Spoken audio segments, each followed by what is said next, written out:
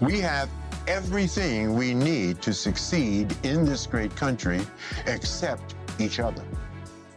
Jews have each other. Asians have each other. East Indians have each other.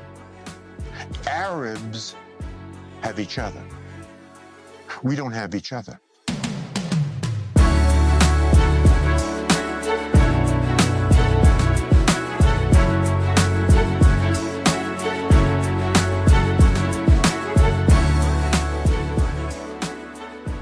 Yo, what's up, y'all? Welcome back to Black Excellence Daily. I'm your host, Sean Croxton. Thank you so much for tuning in. We've got Dr. George C. Fraser back on the show today.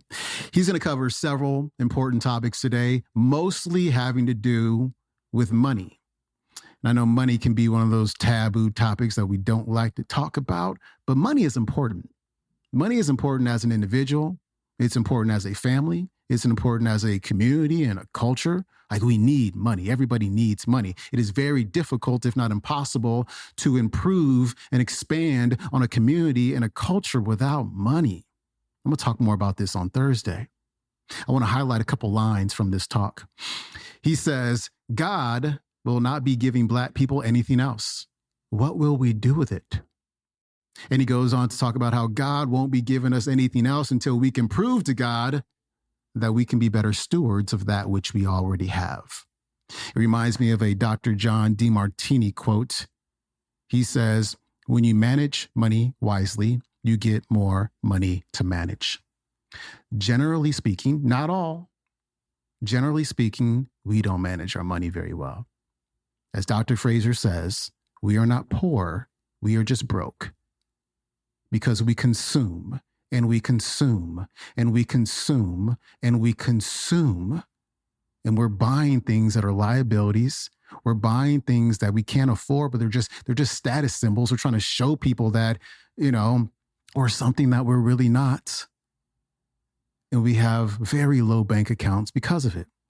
And I'm tempted to go on a full rant right now, but I'm not. I just want you to think about this real quick. I talked about this a bit in the first episode of this show a couple months ago. If a people, in general, not all, is not very good at managing their money, what happens if and when you cut them reparations checks? That's just an interesting thought experiment to do.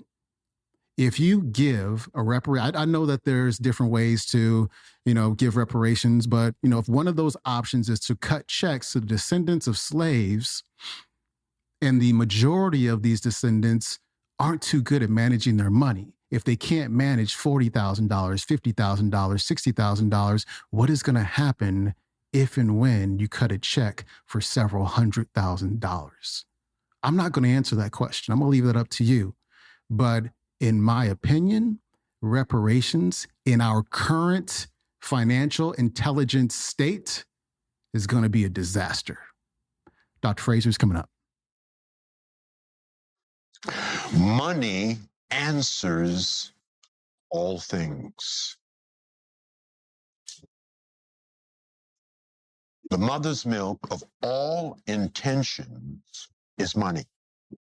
Money is the mother's milk of all intentions. And without money, all you have is a good damn intention. But you will not get anything done in America without money. At the end of the day, when we finish pontificating ad nauseum about our issues, somebody's got to write a check. Our Jewish brothers and sisters can write a check. Our Asian brothers and sisters can write a check. Our East Indian brothers and sisters who control the hotel motel industry in America in the last 30 years without your permission, or Jesse's permission, or Al Sharpton's permission, can write a check. Our Arab brothers and sisters, and I was in Abu Dhabi and Dubai, can write a check. Oh, they can write serious checks. Serious checks. If you've ever been to Abu Dhabi or Dubai, it's stupid money. Just like stupid money. We can't write a check. And therein lies, at the core, in spite of the fact that we're a $1.1 trillion annual economy. That's what we are. If we were a nation, we would be the 16th richest nation in the entire world. But our money goes in one direction away from us, and we're some of America's most conspicuous consumers. We've taken the art of consumption to a whole new level. We do not produce anything that we buy, and we do not sell anything that we purchase. We are the consumption machines of America. And when you're consuming and not producing, at the end of the day, you can't write a check. You cannot finance your own revolution. You cannot use money to assuage the deeper issues within the context of our own community. We must fix this in the 21st century. The third and final passage I want to ground my talk in is a not often quoted passage. It is a direct quote from Jesus Christ, and there are not many direct quotes from Jesus Christ in the Bible. John 5:30. Check it out when you get home. And Jesus said, I of my own self can do nothing. Now, this was Jesus. Jesus couldn't get it done on his own by himself in a vacuum. So what's up with you? Why would you think you could do anything significant, anything worth talking about, anything that is sustainable on your own by yourself in a vacuum? The fact of the matter is, brothers and sisters, you cannot. This passage says to me that we were born to network, that we were born to work with and through each other, that we were born to collaborate. But we have not learned this lesson. Because God has given us everything we need to succeed. We have everything we need to succeed in this great country except each other. Jews have each other. Asians have each other. East Indians have each other. Arabs have each other. We don't have each other. So God asked me to say to you on my trip here yesterday, while I was 35,000 feet in the air, he said, George, I want you to tell my black friends in Dallas at the library tomorrow morning that I ain't giving them anything else. God will not be giving black people anything else. What will we do with it? Until we demonstrate to God that we can be better stewards of that which we already have.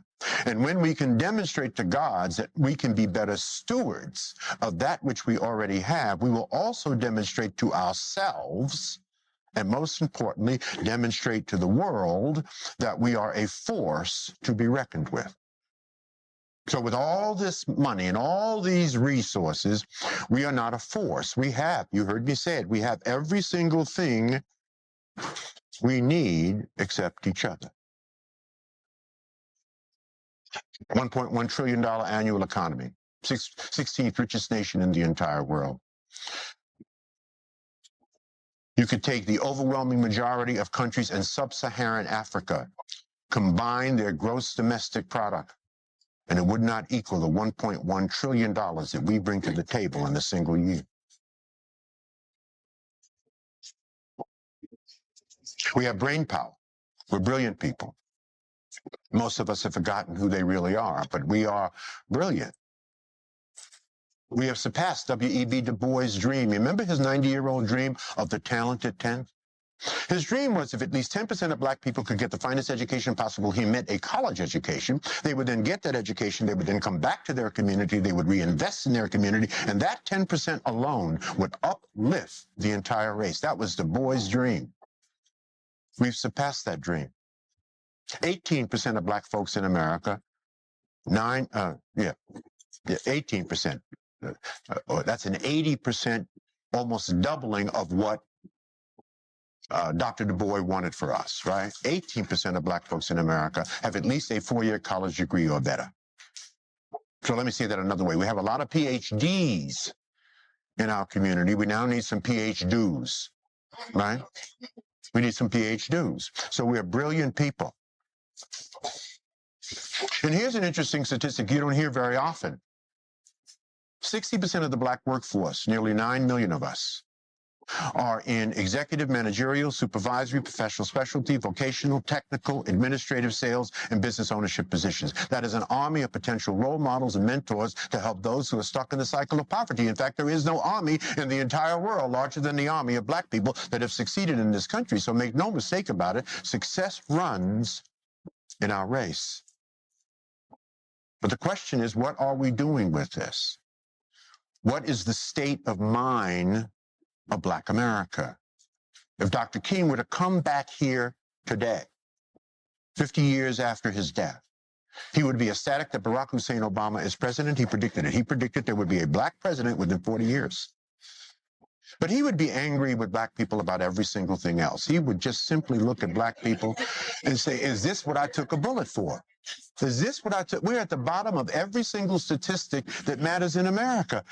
And we came over here on the Mayflower. For the 35th year in a row, we're at the bottom of the SAT scores. For the 35th year in a row, Asians are now at the top. They have replaced white males and white females.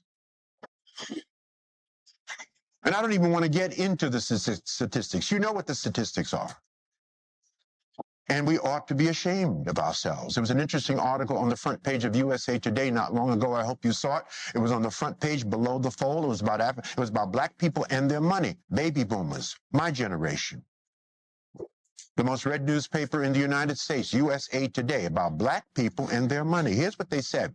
They said that baby boomers, black baby boomers, will be the first generation of Africans in America to raise another generation of Africans in America that will not do better than them. So in the 400-year history of our people, we are the only generation to raise another generation that will be worse off. So A, we need our asses kicked.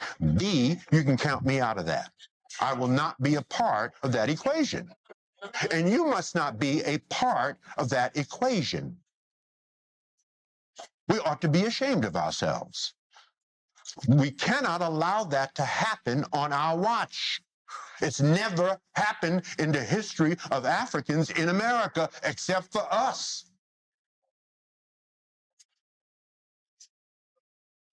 So as the brothers in the hood would say, what's up with that? That's insanity. That was Dr. George C. Fraser. His website is powernetworkingconference.com. You can watch today's talk on YouTube. It's called Rise or Die, Developing a New Consciousness and Habits for Self-Mastery, Part 1, Dr. George Fraser.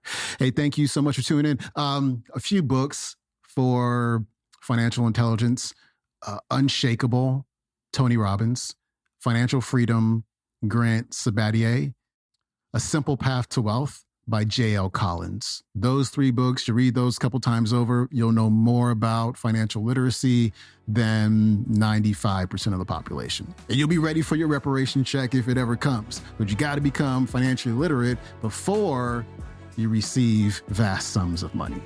So important. All right, I'll see you tomorrow. I'm out. Peace.